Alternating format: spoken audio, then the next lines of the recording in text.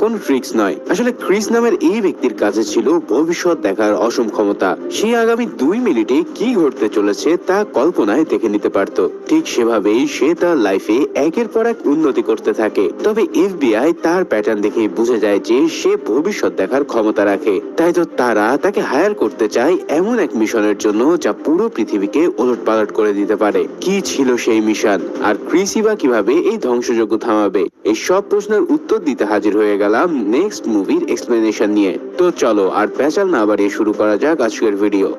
Movie শুরুতে আমরা Chris নামের একজন ব্যক্তিকে দেখতে পাই যে লাস ভেগাস শহরে ম্যাজিক শো করে থাকে। অর্থাৎ সে একজন পার্ট টাইম ম্যাজিশিয়ান। তবে ম্যাজিক ট্রিকের পাশাপাশি তার মধ্যে রয়েছে এক বিরল সুপার পাওয়ার। সে রীতিমতো ভবিষ্যৎ দেখতে পায়। আগামী 2 মিনিটের মধ্যে তার আশেপাশে ঠিক কি ঘটতে চলেছে তা সে আগে থেকেই ধরে ফেলে। তবে তার এই সুপার পাওয়ার কেবলমাত্র 2 মিনিটের জন্যই কাজ করে। এর চেয়ে বেশি সময় সে ভবিষ্যৎ দেখতে পায় না। তবে এইটুকু ক্ষমতায় তার জন্য অনেক যথেষ্ট, কারণ এই পাওয়ার ব্যবহার করে সে নিজের ম্যাজিক শোতে দারুণ সব ট্রিক পারফর্ম করে। তার ট্রিক্স গুলো দেখে দর্শক লিটারেলি হা হয়ে থাকে।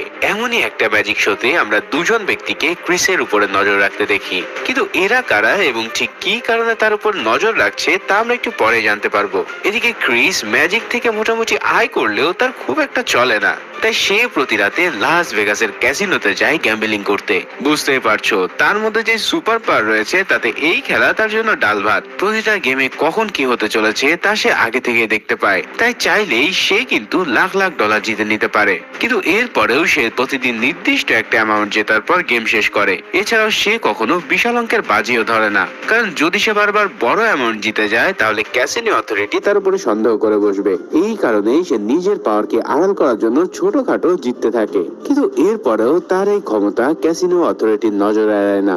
প্রতি রাতেই তাকে জিততে দেখে এক সময় তার উপর তারা সন্দেহ করে বসে। এভাবে এক রাতে তারা তার উপরে নজর রাখছিল। সেই রাতেও ক্রিস কয়েক মিনিটে $9,000 বেশি জিতে নেয়। এরপর সে যখন ক্যাশ কাউন্টার থেকে টাকা তুলতে যায় ততক্ষণে ক্যাসিনো গার্ডরা তাকে আটকানোর সিদ্ধান্ত নিয়ে ফেলে। তবে এরই মধ্যে ক্রিস হঠাৎ ভবিষ্যতের একটা দৃশ্য দেখে ফেলে। সে দেখে তার পাশে কিছুক্ষণের মধ্যে একটা শুটিং হতে চলেছে।